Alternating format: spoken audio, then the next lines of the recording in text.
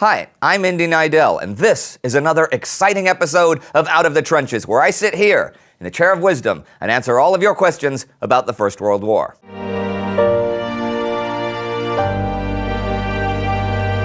Sadris from Patreon asks, did Andorra or Iceland participate in the war in any capacity?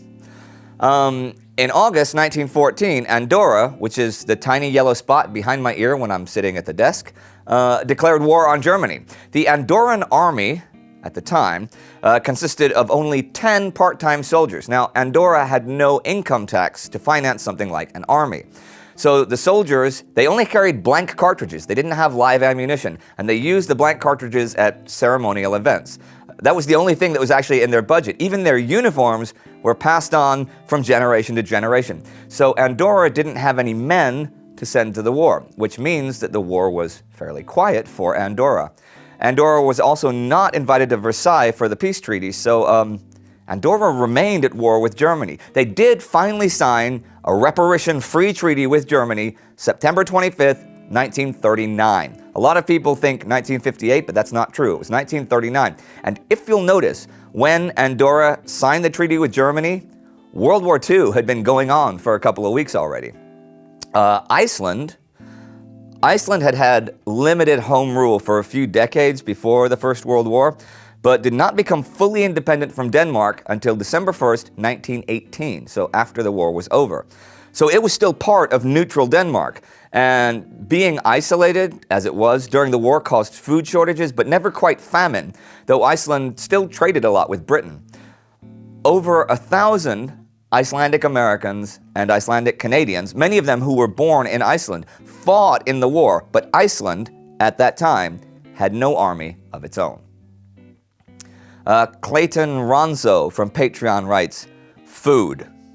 What was the quality of the food like at the front? How often were the troops given hot meals?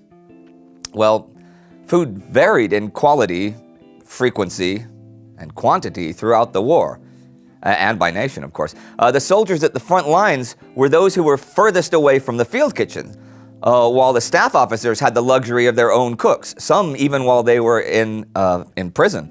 At the front lines, food was usually prepared and cooked in reserve trenches and brought up to the observers and sentries and whoever by food carriers, if they could get that far, if they could make it. You can't bring it up when you're being shelled or when you're under constant fire, you know.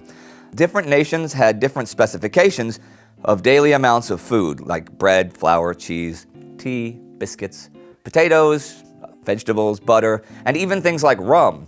The omnipresence of wartime food became iconic really quickly everywhere. Like in Germany, for example, you had things like Erbswurst, which wasn't actually a sausage at all, but it was little tablets that you could make pea soup from, and their famous goulash cannon, which stood for the monotony of army food and is still alive in German vocabulary today.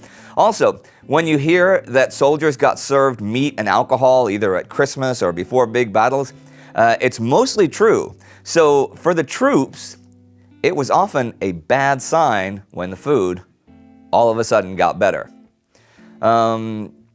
Chris Lucas from Patreon writes, in a war this big, it's easy to focus on the macro topics.